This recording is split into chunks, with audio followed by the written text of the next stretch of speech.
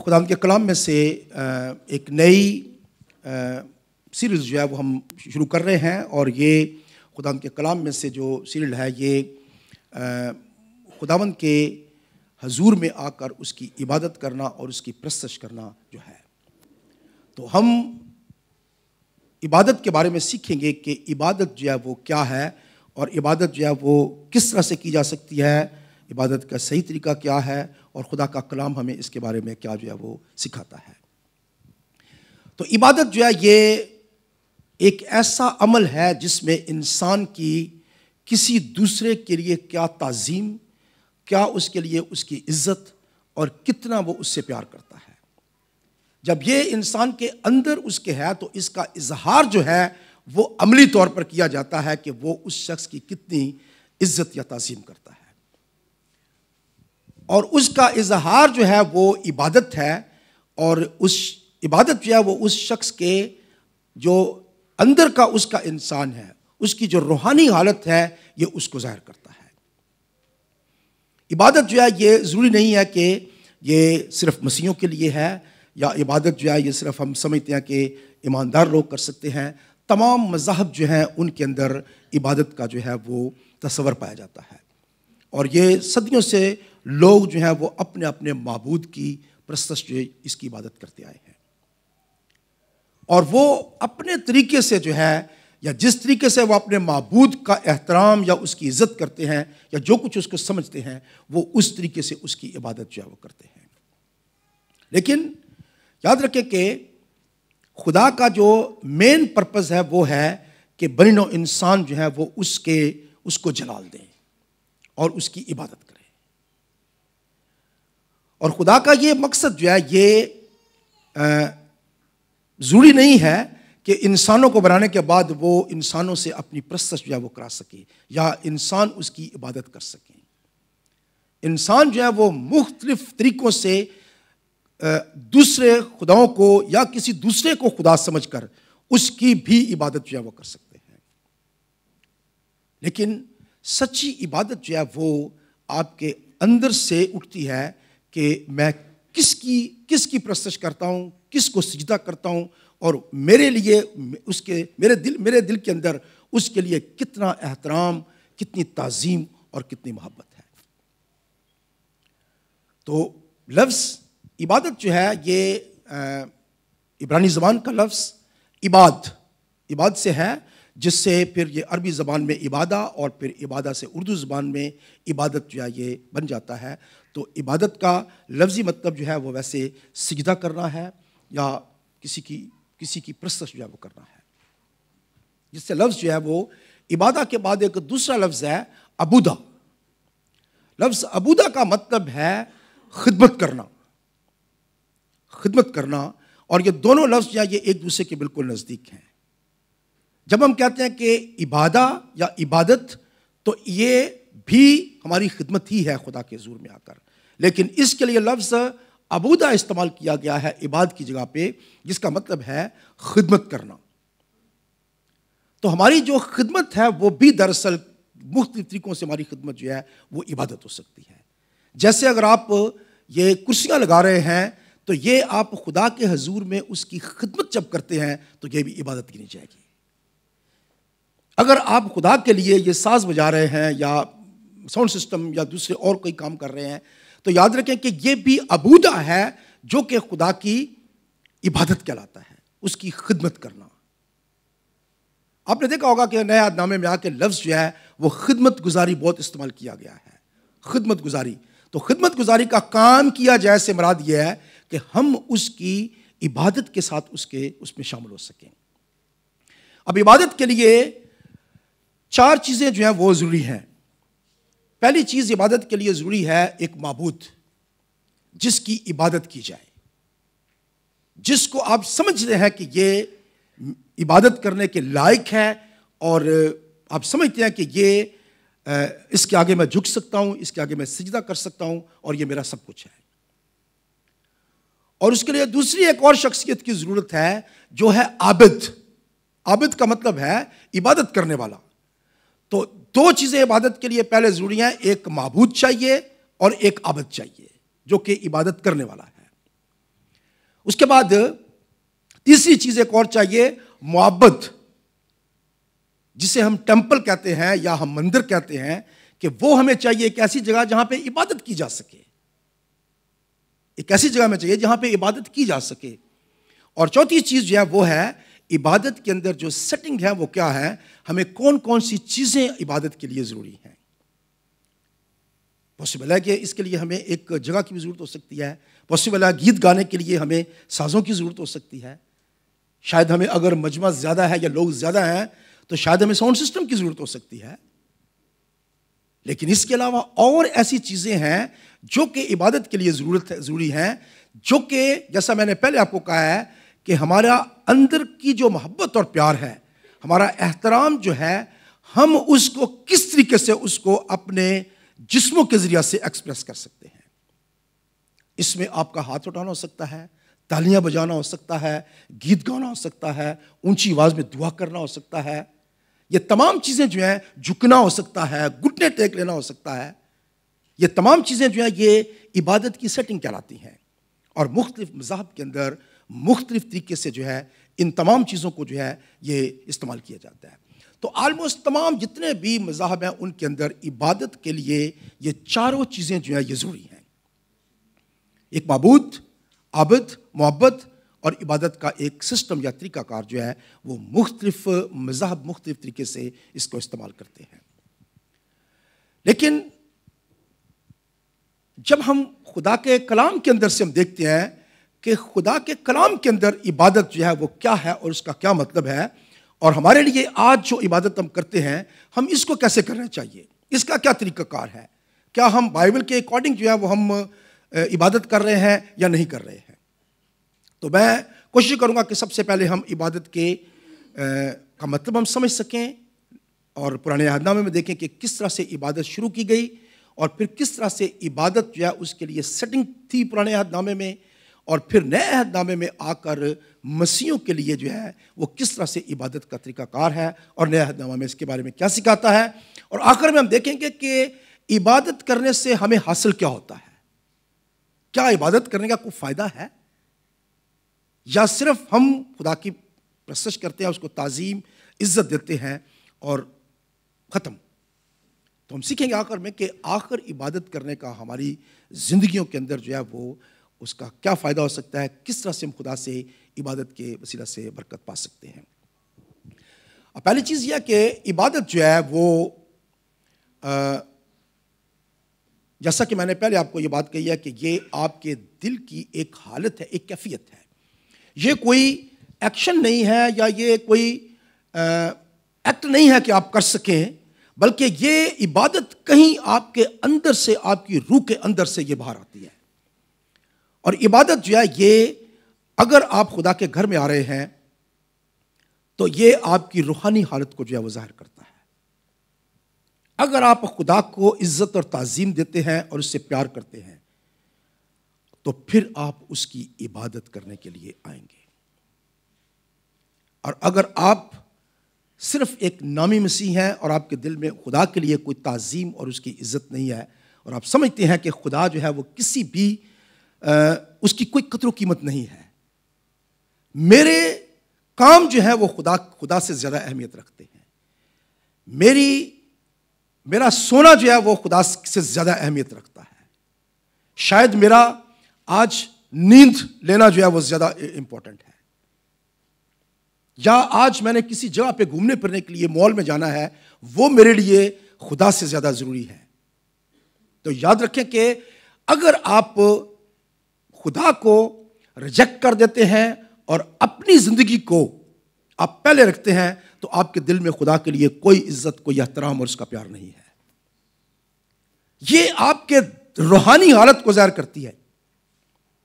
میرا ایمان ہے کہ آج دیکھیں کتنے لوگ یہاں پہ آئے ہیں، آپ بھی شاید تھکے ہوئے ہوں گے، شاید کل آپ نے کام بھی کیا ہوگا، رات کو شاید آپ نے دیر سے آئے ہوں، آج صبح شاید اٹھنے کے لیے آپ کو مشکل ہو، پرابلم ہو، لیکن یہ خدا کی محبت اور پیار ہے جو آپ کو یہاں لے آیا ہے۔ اور وہ لوگ جو ان کے پاس ٹائم بھی ہے، ان کے پاس وقت بھی ہے، وہ سب کچھ ہے، لیکن وہ دنیاوی چیزوں کو زیادہ اہمیت دیتے ہیں بنسبت خدا کے۔ تو یاد رکھیں کہ ہماری پرابلم کیا ہے کہ ہم مسیح لوگ جو ہیں وہ بس کہتے ہیں ہم لاڈلی قوم ہے خدا کی اور ہم جو مرضی کریں بس خدا تو ہماری طرف ہے. وہ ہمیں یاد رکھیں کہ یہ بائبل خدا نے ہمیں ایسے نہیں دی ہوئی ہے. اس کے اندر بہت ساری ایسی چیزیں ہیں جو ہمیں سمجھنے کی ہمیں ضرورت ہے اور ہمیں پڑھنے کی ضرورت ہے. تو عبادت جو ہے یہ آپ کے دل کے اندر سے نکلتی ہے. اب دیکھیں کوئی مجبوری ہے نا, اگر آپ کو فار ایگزامپل ڈیوٹی پہ چلے گئے ہیں, آپ نہیں آ سکتے ہیں یا کوئی اور پرابلم ریزن ہے, یاد رکھیں کہ خدا جو ہے وہ اتنا بے رحم نہیں ہے. خدا جو ہے وہ محبت کرنے والا, پیار کرنے والا اور رحم دل خدا ہے. وہ آپ کو اسی نظر سے دیکھے گا اور آپ کو برکت دے گا. لیکن اگر آپ جان بوجھ کر خدا کو ریجیکٹ کر دیتے ہیں اور اس کو پہلے نہیں رکھتے ہیں تو پھر یاد رکھیں کہ پھر آپ خدا سے کوئی برکت نہیں پا سکتے ہیں. خدا آپ کو کچھ نہیں کرے گا. آپ خدا کے گھر میں نہیں آتے ہیں نا, خدا آپ کو کچھ نہیں کہے گا, نہ آپ کو سزا دے گا. یاد رکھیں وہ آپ کو سزا نہیں دے گا, لیکن کیا ہوگا, وہ برکت جو خدا نے آپ کو کلیسیا کے اندر آ کر دینی تھی اب اس سے محروم رہ جائیں گے. صرف یہ ہوگا. تو کون سی بات ضروری ہے کہ ہم اپنی ترجیحات جو ہیں ان کو پہلے رکھیں یا کہ ہم خدا کو آگے پہلے رکھیں. اس کے بعد عبادت جو ہے وہ آپ کی گھر سے شروع ہوتی ہے. جب آپ امیجن کرتے ہیں کہ میں نے چرچ جانا ہے, میں نے جا کے خداوند کی عبادت کرنی ہے, اور زبور 122 میں لکھا ہوا ہے کہ میں خوش ہویا جدوں مینوں آکھن لگے کہ آؤ خداوند دے گھر چلیے. یعنی اتنی بات سے خوش ہو گیا ہوں کہ میں خدا کے گھر جا رہا ہوں, میں نے خدا کی عبادت کرنی ہے. اور زبور 84 جو ہے اس میں لکھا ہوا ہے کہ اگر آپ پڑھیں زبور 84 میرے ساتھ مل کر, کیا تیرے مسکن کیا ہی دلکش ہے. اس کا مطلب ہے زبور نویس جو ہے وہ اس بات کو سمجھتا ہے کہ خدا کے مسکن جو ہے, اس کا گھر جو ہے وہ کتنا دلکش ہے. کیا ہمارے دل کے اندر جو ہے وہ خدا کے گھر کے لیے کوئی دلکشی ہے, یا ہم اسے ایک ایسی جگہ سمجھتے ہیں جہاں پہ آ کر ہم صرف ٹائم پاس کر سکیں. اور آپ جانتے ہیں کہ اس کے مسکن کیا ہی دلکش ہیں. میں نے وہاں پہ جانا ہے, میرے لیے اس کے اندر کیا خوبصورتی, کیا بیوٹی ہے اس کی کہ میں وہاں پہ جاؤں گا اور اس کی میں عبادت کروں گا. آگے کیا لکھا جی, میری جان خداوند کی بارگاہوں کی مشتاق ہے بلکہ گداز. میری جان خدا کی بارگاہوں کی مشتاق ہے. اس کا کیا مطلب ہے کہ آپ کا صرف فزیکل یہ ایکٹ نہیں ہے, آپ کی یہ جسمانی حالت صرف نہیں ہے کہ آپ صرف خدا کے گھر میں آپ جا رہے ہیں, بلکہ آپ کی جو روح ہے, آپ کی جو جان ہے, وہ خدا کی مشتاق ہے. آپ پورے کے پورے ٹوٹل روح جسم جان کے ساتھ آپ اپنے خدا سے ملنے کے لیے آتے ہیں, اس کی عبادت کرنے کے لیے آتے ہیں. تو کیا لکھا ہے کہ میری جان خداوند کی بارگاہوں کی مشتاق ہے. آگے جی, بلکہ گداز ہو چلی, میرا دل اور میرا جسم زندہ خدا کے لیے خوشی سے للکارتے ہیں. اس کا مطلب ہے کہ ہماری روح جسم جان خدا کی پرستش کرنے کے لیے ایکٹیو ہے, ہم اس کی عبادت کرنے کے لیے ہم تیار ہیں. آگے جی, اے لشکروں کے خداوند, اے میرے بادشاہ اور میرے خدا, تیرے مذبوں کے پاس گریا نے اپنا آشیانہ اور ابابیل نے اپنے لیے گھونسلہ بنا لیا جہاں وہ اپنے بچوں کو رکھے. مبارک ہیں وہ جو تیرے گھر میں رہتے ہیں. بس جی, اب دیکھیں کہ یہاں پہ 3-4 لفظ وہ استعمال کرتا ہے, میرے بادشاہ, میرے خدا, میرے. کیوں؟ یہ عزت اور احترام ہے خدا کے لیے.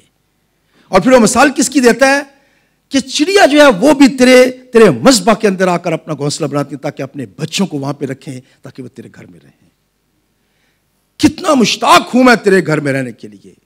اور پھر خدا کے کلام میں لکھا ہوا ہے کہ خدا کی بارگاہ میں جو ہے وہ ایک دن باہر گزارنے سے 1000 دنوں سے زیادہ بہتر ہے. تو خدا کی بارگاہوں میں جب ہم داخل ہوتے ہیں, جب اس کے گھر میں ہم آتے ہیں, تو یاد رکھیں کہ یہ ہماری اپنی ہم روح جان جو جسم ہے اس کو ہم خدا کے آگے انڈیل دیتے ہیں آگے, اور یہ ہماری پرستش کو جو ہے ظاہر کرتا ہے. اور یاد رکھیں کہ خدا کی یہی خواہش ہے اور یہی اس کا پرپز ہے کہ اس کے لوگ اس کی پرستش کریں, اس کی عبادت کریں اور اس کے نام کو جلال دیں. جب ہم خدا کے گھر میں آتے ہیں تو یاد رکھیں کہ اگر آپ واقعہ ہی روح اور سچائی سے اس کی عبادت کرنے کے لیے اس کے گھر میں آتے ہیں تو یاد رکھیں کہ آپ کے اندر ایک عجیب خوشی ہوگی.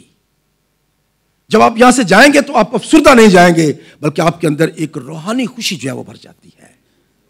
اور یہی نہیں، آپ اگر خدا میں خوش ہوتے ہیں، مسرور ہوتے ہیں، تو یاد رکھیں کہ خدا جس نے ہمیں اپنی حمد کے لیے بنایا ہے، جس نے ہمیں اپنی عبادت کے لیے بنایا ہے، وہ کتنا مسرور اس بات سے ہوتا ہے۔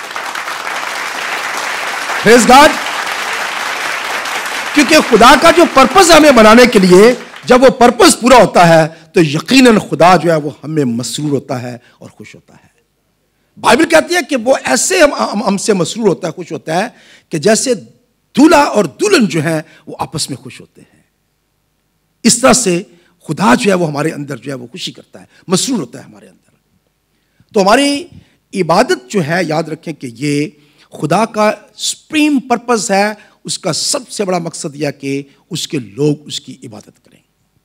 اب جس طرح سے پرانے عہد نامے میں جو عبادت کا سلسلہ تھا، وہ سب سے پہلے جو سٹارٹ ہوا وہ علیحدہ علیحدہ شخصیات سے ہوا۔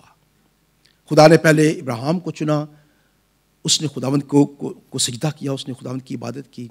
پھر اس کے بعد اسحاق کو، یعقوب کو، پھر اس کے بعد دوسرے لوگوں کو جو ہے وہ انڈیویجلی جو ہے وہ یا علیحدہ علیحدہ خدا کی پرستش کرتے یا عبادت کرتے دیکھ سکتے ہیں۔ لیکن خدا کا مقصد یہ تھا کہ لوگ مل کر اکٹھے ہو کر جماعت کی شکل میں جو ہے وہ اس کی عبادت کریں، یہ اس کا مطلب تھا۔ اور اس مقصد کو حل کرنے کے لیے خدا نے جو ہے، ہم اگر ابھی تھوڑی دیر میں دیکھیں گے کہ خروج کی کتاب میں جب ہم دیکھتے ہیں تو بنی اسرائیل قوم کو جب خدا نے غلامی میں سے اس نے نکالنے کے لیے اس نے پلان کیا اور اس نے ان کی فریاد سنی، ان کا سنا، تو موسیٰ کو خدا جو ہے وہ جھاڑی کے اندر دکھائی دیا۔ موسیٰ سے جو بات چیت چل رہی ہے اس کے اندر جو سب سے بڑا پوائنٹ جو ہے رکھا گیا ہے، خروج 3 باب کی 11 اور 12 آیت پڑھ لیں جی۔ موسیٰ نے خدا سے کہا، میں کون ہوں جو فرعون کے پاس جاؤں اور بنی اسرائیل کو مصر سے نکال لاؤں؟ اس نے کہا، میں ضرور تیرے ساتھ رہوں گا، اور اس کا کہ میں نے تجھے بھیجا ہے، تیرے لیے یہ نشان ہوگا کہ جب تو ان لوگوں کو مصر سے نکال لائے گا تو تم اس پہاڑ پر خدا کی عبادت کرو گے۔ خدا کا کیا پرپس تھا؟ اس کا نشان یہ ہوگا کہ جب تم ان کو ملک مصر سے باہر نکال لو گے تو کیا ہوگا؟ وہ اس پہاڑ پر میری عبادت کریں گے۔ اب میں نے آپ کو ایک اور بات بتانا چاہتا ہوں کہ یہاں پہ خدا کا پرپس جو یہ تھا کہ جس حالت میں، جس جگہ پہ بنی اسرائیل قوم تھے، یہ غلامی کی حالت تھی، اور انسان جو ہے وہ غلامی کی حالت میں وہ عبادت نہیں کر سکتا۔ غلامی یہ نہیں غلامی کہ کسی ملک کے آپ اندر غلام ہیں یا نہیں ہیں، بلکہ اگر ابلیس کے آپ غلام ہیں، اگر آپ کو ابلیس نے جو ہے وہ قبضہ کیا ہوا ہے اور آپ گناہ کے غلام ہیں، تو آپ زندہ خدا کی عبادت نہیں کر سکتے ہیں۔ ضروری بات ہے، عبادت کرنے کے لیے آپ کو سب سے پہلے آپ کو قید سے جو ہے وہ نکلنا ہے، آپ کو سب سے پہلے آپ کو غلامی سے نکلنا ہے، اور اس کے بعد آپ خدا کی عبادت کر سکتے ہیں۔ اسی لیے یہ سمبل ہم دیکھتے ہیں پرانے عہد نامے میں کہ لفظ، میں نے آپ کو پچھلی دفعہ کہا تھا کہ لفظ جو ہے وہ عبادہ کا مطلب ہے عبادت کرنا، اور عبودہ کا مطلب ہے خدمت کرنا، خدمت کرنا، اور بیت عبودہ کا مطلب ہے غلامی کا گھر۔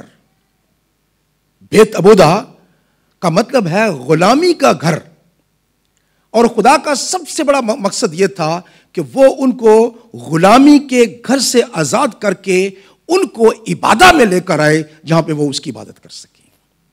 اسی لیے خروج 20 باب کی پہلی آیت اگر آپ پڑھیں، خروج کی کتاب اس کا 20واں باب اور اس کی پہلی آیت پڑھیں جی۔ اور خداوند نے یہ سب باتیں فرمائی کہ خداوند تیرا خدا جو تجھے ملک مصر سے اور غلامی کے گھر سے نکال لایا میں ہوں۔ خدا جو ہے اس نے سب سے پہلے جو ہے وہ بنی اسرائیل قوم کو حکم یہی دیا کہ میں تمہارا وہ خدا ہوں جو تمہیں ملک مصر کی غلامی سے نکال لایا ہوں تاکہ تم میری عبادت کر سکو۔ میں چاہتا ہوں کہ تم غلامی سے نکل کر باہر آؤ اور باہر آ کر تم میری عبادت کر سکو۔ اور تھرو آؤٹ اگر آپ یہ دیکھیں کہ بائبل میں آپ کو یہ جب خدا نے پلان کیا خروج کی کتاب میں تو ہمیں نظر آتا ہے کہ فرعون، یاد رکھیں کہ یہ جو پرانے عہد نامے کی یہ خروج کی خاص طور پر یہ جو یہ واقعہ ہم دیکھتے ہیں، اس میں دنیا جو ہے مصر جو ہے یہ دنیا ہے، مصر دنیا کو ظاہر کرتا ہے، اور اسرائیل جو ہیں وہ خدا کے پلان میں جو چنے ہوئے لوگ ہیں وہ ظاہر کرتا ہے۔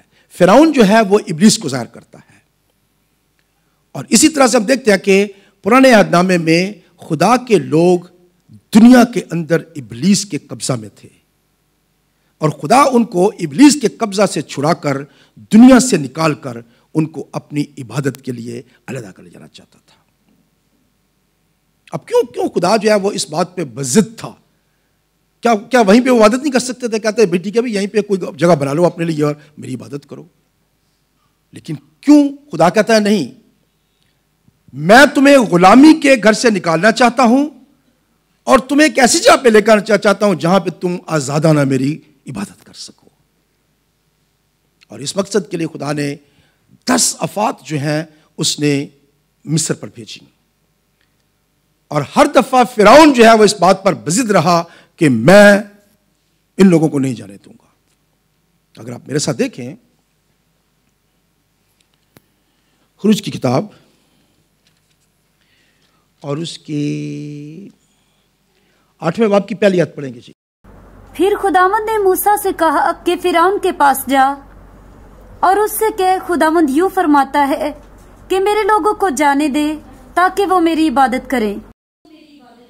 بس جی اب پڑھیں جی 7ویں باب کی 16ویں آیت۔ اور اس سے کہنا کہ خداوند عبرانیوں کے خدا نے مجھے تیرے پاس یہ کہنے کو بھیجا ہے کہ میرے لوگوں کو جانے دے تاکہ وہ بیابان میں میری عبادت کریں، اور اب تک تو نے کچھ سماعت نہیں کی۔ بس جی اب پڑھیں جی خروج 4 باب کی 23 آیت۔ اور میں تجھے کہہ چکا ہوں کہ میرے بیٹے کو جانے دے تاکہ وہ میری عبادت کرے، اور تو نے اب تک اسے جانے دینے سے انکار کیا ہے۔ بس جی تو اب آپ نے دیکھا کہ بار بار ہمیں ایک ہی چیز نظر آتی ہے کہ خدا کی ڈیمانڈ کیا تھی فرعون کے لیے سامنے۔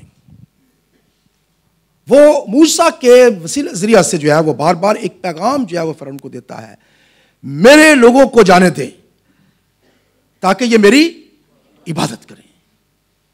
تو خدا کا پرپس یہ تھا کہ یہ لوگ نکلیں یہاں سے اور میری عبادت کریں۔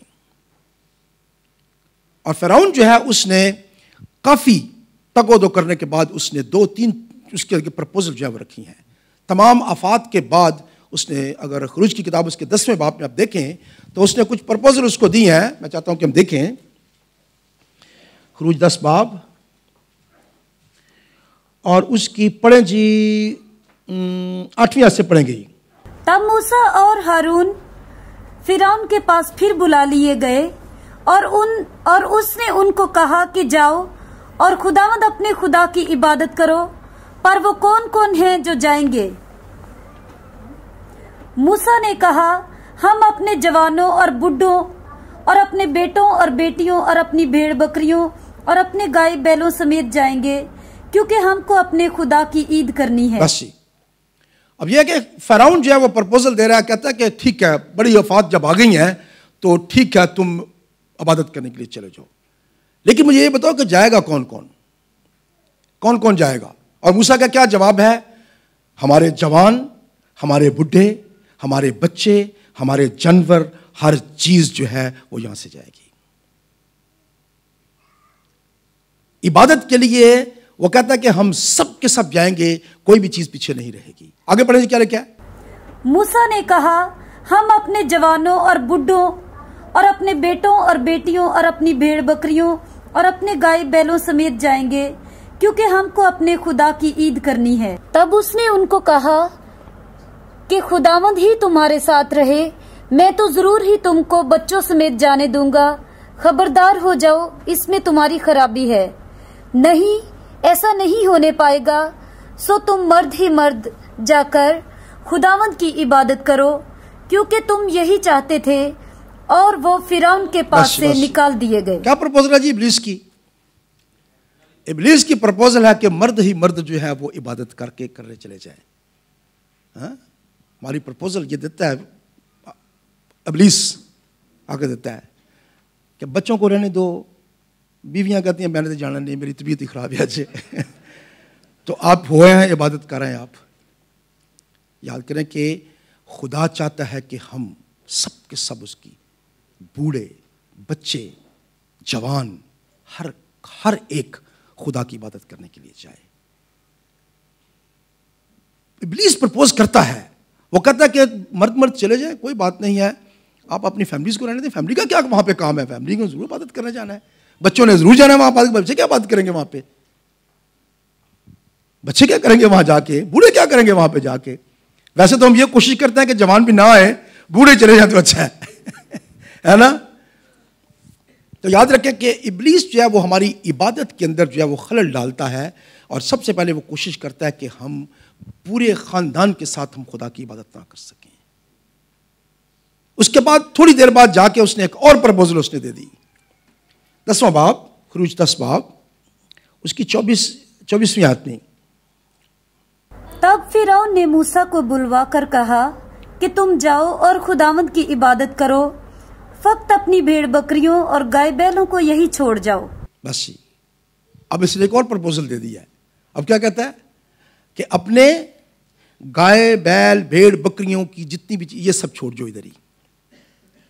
اور یہ وہ ٹول ہیں جو کہ عبادت کے لیے استعمال ہوتے ہیں، جو کہ قربانی کے لیے استعمال ہوتے ہیں. اور نیا نام ہے کیا اندر ہماری قربانی کیا ہے؟ ہماری ہونٹوں کی حمد کی قربانیاں ہیں ہماری. اور ابلیس پرپوز کرتا ہے کہ عبادت شروع ہو چکی ہے لیکن حمد کی قربانیاں یہیں چھوڑ جاؤ. میسج جب شروع ہوگا تو وہاں پہ چلے جانا، میسج شروع ہوگا تو چلے جانا. حمد کی قربانیوں کو یہیں چھوڑ جاؤ. قربانیوں کے سامان اس کا ٹول ساتھ لے کر تم نے نہیں جانا ہے. لیکن وہ مانا. کیا لکھا جی آگے؟ اور جو تمہارے بال بچے ہیں ان کو بھی ساتھ لیتے جاؤ. موسیٰ نے کہا کہ تجھے ہم کو قربانیوں اور سوکھنی قربانیوں کے لیے جانور دینے پڑیں گے تاکہ ہم خداوند اپنے خدا کے آگے قربانی کریں. سو ہمارے چپائی بھی ہمارے ساتھ جائیں گے. آگے. اور ان کا ایک کھر تک بھی پیچھے نہیں چھوڑا جائے گا. ان کا ایک کھر تک بھی ہم پیچھے نہیں چھوڑ کر جائیں گے. تم کیا کہتے ہو کہ جانور یہاں چھوڑ جاؤ اور عبادت کرنے کے لیے چلے جاؤ؟ جو چیز ہمیں خدا کے لیے عبادت کے لیے ضروری ہے وہ ہم ساتھ لے کر جانا چاہتے ہیں. ہم اپنے ہونٹوں کی قربانیاں ساتھ لے کر آئیں. اسی لیے میں ہمیشہ آپ سے کہتا ہوں کہ اگر آپ پرستش کا حصہ آپ ضائع کر دیتے ہیں آپ آدھی عبادت کرتے ہیں. بعض لوگ یہ بالکل یہ ذہن میں ہے کہ جی گیت ابھی ہو رہے ہوں گے. میں یہ نہیں کہہ رہا ہوں کہ مطلب کہ آپ لیٹ آتے ہیں جیسا، ایسے نہیں کہہ رہا ہوں میں. لیٹ آنے سے مراد ہے کہ ابھی آپ بسوں میں آتے ہیں، بسیں لیٹ ہو سکتی ہیں، لوگ گھر سے دیر سے نکل سکتے ہیں، شاید آپ کو ٹیکسی نہیں مل سکتی ہے، کوئی اور ریزن ہو سکتا ہے. میں وہ نہیں کہہ رہا ہوں، پلیز اس بات کو سمجھیں. لیکن بعض اوقات ہم یہ سوچتے ہیں کہ آرام کے ساتھ چلے جائیں گے، ابھی تو وہاں پہ میٹنگ شروع ہوئی ہوگی، ابھی گیت ہو رہے ہوں گے، گیت ختم ہو جائیں گے تو ہم پہنچ جائیں گے، میسج کے ٹائم تک تو ہم پہنچ ہی جائیں گے. اور یہ حقیقت ہے، میں غلط نہیں کہہ رہا ہوں. لیکن خدا چاہتا ہے کہ ہم پورے کے پورے اس کی عبادت کریں. ہمارے بال بچے بوڑھے، ہمارے جانور سے مراد یہاں پہ جانور نہیں کہ ہم جانور یہاں لے آئے تھوڑے دنوں کے بعد یہاں پہ جانور یہاں پہ ہو. پرانے عہد نامے میں جو کچھ ہمیں بتایا گیا، یاد رکھیں کہ یہ ایک تصویر ہے نئے عہد نامے میں عبادت کرنے کے لیے، کہ ہم نے کس طرح سے خدا کی عبادت کرنی ہے اور کس چیز کی ہمیں ضرورت ہے. تو نئے عہد نامے میں آ کر قربانیاں جو ہیں، ہمیں قربانیوں کی ضرورت نہیں اب رہی ہے، لیکن نئے عہد نامے میں آ کر ہم ہمارے اونٹوں کی قربانیاں جو ہے وہ ہم خدا کے حضور میں چڑھاتے ہیں. اور دوسری چیز ایک اور ہے، رومیو کے خط اس کے 12 باب میں لکھا ہوا ہے، اس کی پڑھیں جی پہلی آیت چی. رومیو 12 باب اور اس کی پہلی آیت، پہلی دوسری آیت، اس کی 2 آیتیں پڑھیں گے ہم. پس اے بھائیو، میں خدا کی رحمت یاد دلا کر تم سے التماس کرتا ہوں کہ اپنے بدن ایسی قربانی ہونے کے لیے نظر کرو جو زندہ اور پاک اور خدا کو پسندیدہ ہو. یہی تمہاری معقول عبادت ہے. یہی تمہاری معقول عبادت ہے. خدا کیا ہم سے چاہتا ہے؟ ہماری معقول عبادت کیا ہے ہماری؟ ہم اپنے بدنوں کو زندہ قربانی کے طور پر خدا کے حضور میں پیش کریں. ہم اپنے جسم کو، اپنی روح کو، اپنی جان کو پورے کے پورے ہم خدا کے حوالے کریں. اور خدا کلام کیا کہتا ہے؟ یہی تمہاری معقول عبادت ہے. اگر ہم اپنی روح جو ہے اس کو کہیں اور چھوڑ کے آ گئے ہیں، ہماری جان جو ہے وہ کہیں اور پہ پھنسی ہوئی ہے، سوچ ہماری کہیں اور پہ ہے، خیال ہمارے کہیں اور پہ ہیں، لیکن بدن ہمارا یہیں پہ ہے، بدن بیٹھا ہوا ہے۔ یاد رکھیں کہ خدا کی ڈیمانڈ کیا ہے کہ اپنے بدنوں کو جو ہم کیا کریں، ٹوٹل ایک قربانی کے طور پر خدا کے حضور میں پیش کریں۔ خدا کو آج جو ہے وہ بیلوں بکروں کی قربانیاں پسند نہیں ہیں۔ اس کا کیا مطلب ہے؟ ہم اپنے جانوروں کو بھی ساتھ لے کر جائیں گے، ہم اپنی حمد کی قربانیاں، ہم اپنے بدن کی قربانیاں، اپنی روح جسم جان کی قربانیاں ہم سب لے کر ہم خدا کے حضور میں جائیں گے، کسی چیز کو ہم چھوڑ کر نہیں جائیں گے۔ تو ہماری معقول عبادت جو ہے اس کے اندر ہم پورے کے پورے جو ہیں ہم اس میں شریک ہیں، ہم پورے کے پورے اس میں انوالو ہوتے ہیں جب ہم خدا کی عبادت جو ہے وہ کرنے کے لیے جاتے ہیں۔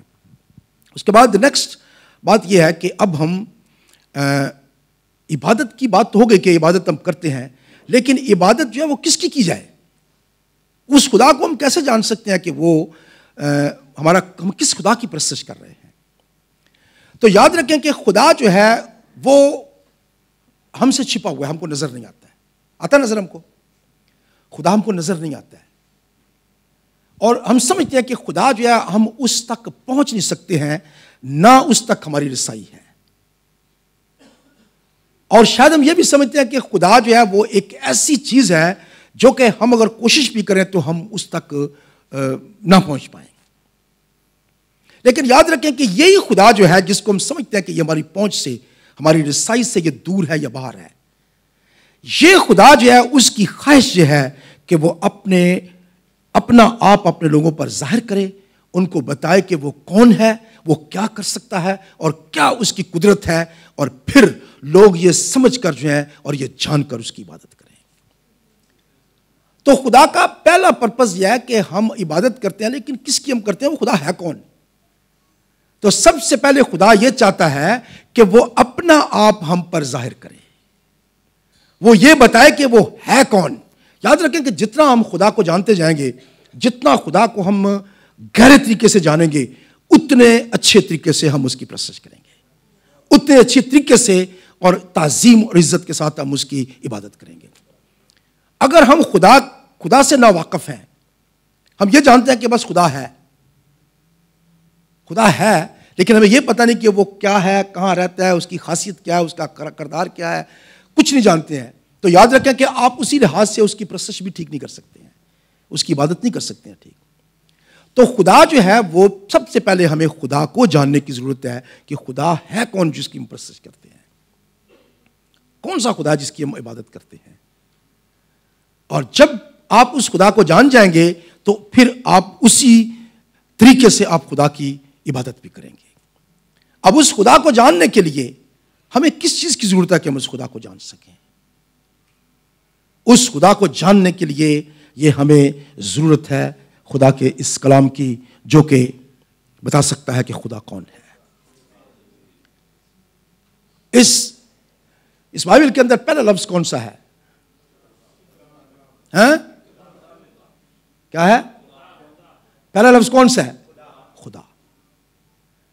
اس کی پہلی آیت کے اندر ہمیں بتایا گیا ہے کہ یہ خدا جو ہے یہ کون ہے؟